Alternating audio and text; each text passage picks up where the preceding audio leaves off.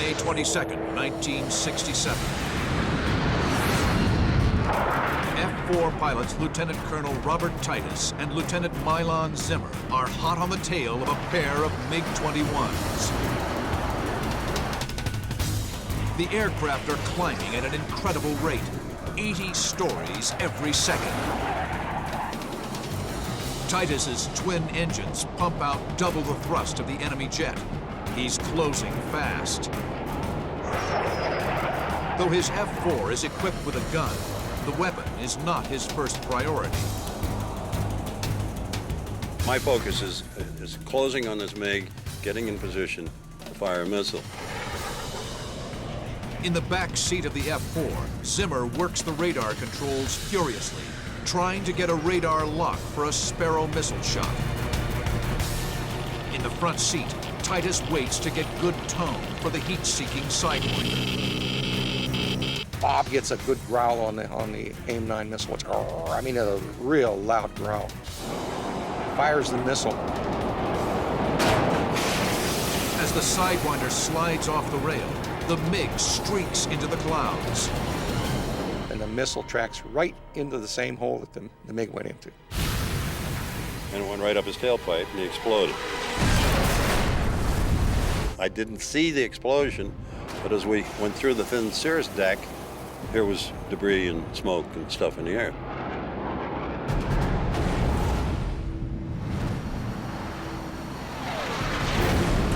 One MiG down, one to go. Titus applies right rudder to get the MiG in his crosshairs. He orders Zimmer to go bore sight, meaning lock the radar antenna in line with the gun sight. Titus fires a Sparrow missile. The MiG pilot reacts smartly.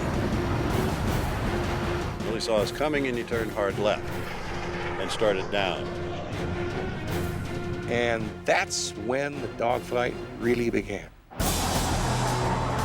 Titus rolls left and pitches down to give chase. The force of G shoves the Phantom pilots back in their seats. The F-4 screams into a power dive.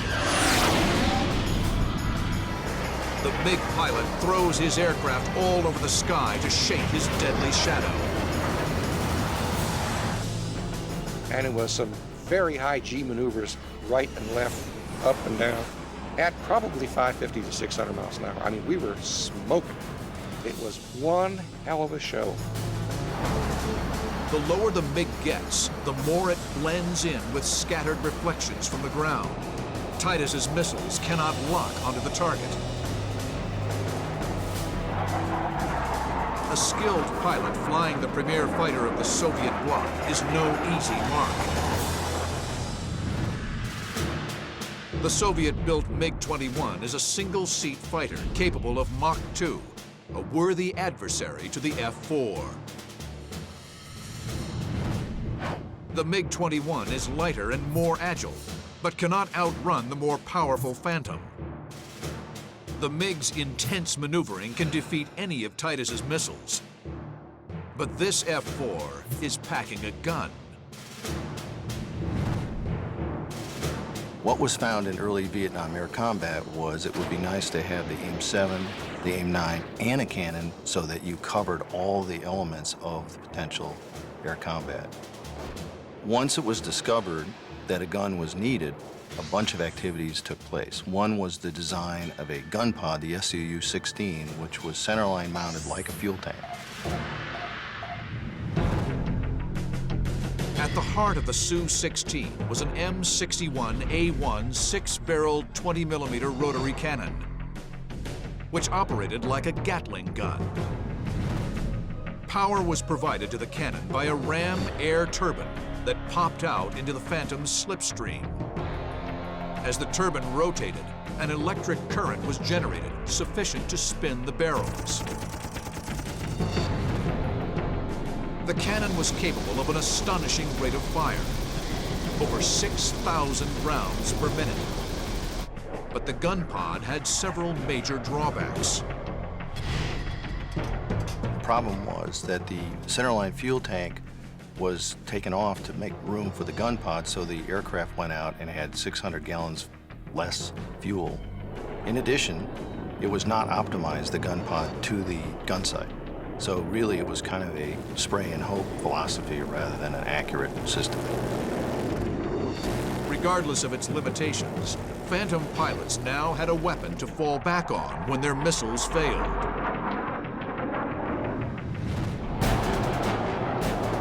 Now, Bob Titus flips the master arm switch for his M61 A1 cannon.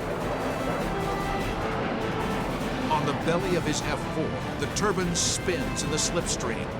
Titus's gun is primed and ready. His gun sight is worthless. He'll need a hunter's instinct to take the MiG down. Every time I tried to get lead on him, he'd reverse, thereby spoiling my aim. The closer Titus and Zimmer get to the ground, the more immediate the danger. Flak was all around us. I mean, it was everywhere. We had gray flak, black flak, it was all over the place. Two surface-to-air missiles streak up towards the F4. I look out the canopy and here's this big telephone pole coming up. I instinctively ducked my head because the missile appeared to be close to me. I don't think Titus saw it. I'm not sure if he did or not. I was too focused on the MiG to be concerned with that. My job was to get the MiG. The MiG pilot is running out of options. Titus is closing in. The MiG rolls wings level and begins a high G pullout. Bob Titus yanks back on the stick, straining to pull his nose in front of the MiG. He must compensate for the increased deflection of an externally mounted gun. I didn't know how much lead to put on him, so I just put the pipper at his 12 o'clock position, pulled the trigger, and ran a buzzsaw through him. Bullets rip through the length of the MiG-21. M61 Gatling gun fires 6,000 rounds per minute. So you pull the trigger, it goes boom. That's about 50 rounds of 20 millimeter high explosive incendiary and armor piercing incendiary. Titus pitches up to keep from overshooting. Went high right and pulled G's and came back around on him again, put the pipper on him, tried to do it again, and the gun had jammed. But the Americans have already done enough damage. We're looking, and the MiG is floating like this.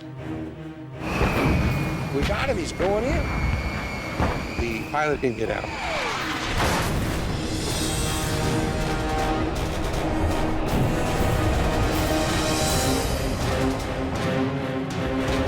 Robert Titus and Milan Zimmer have just killed 2 MiGs in a single air battle.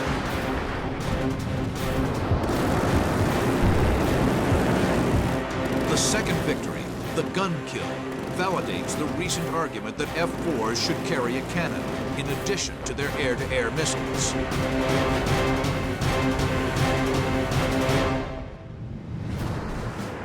Over the next few months, F-4 Phantoms arriving in service in Vietnam have new, updated gun pods.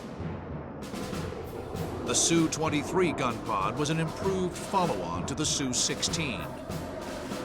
During combat testing of the Su-16, pilots found that at low speeds, the ram air turbine that powered the cannon failed to produce enough energy to spin the barrels. The new Su-23 featured a more reliable, self-powered cannon and a lead computing gun sight.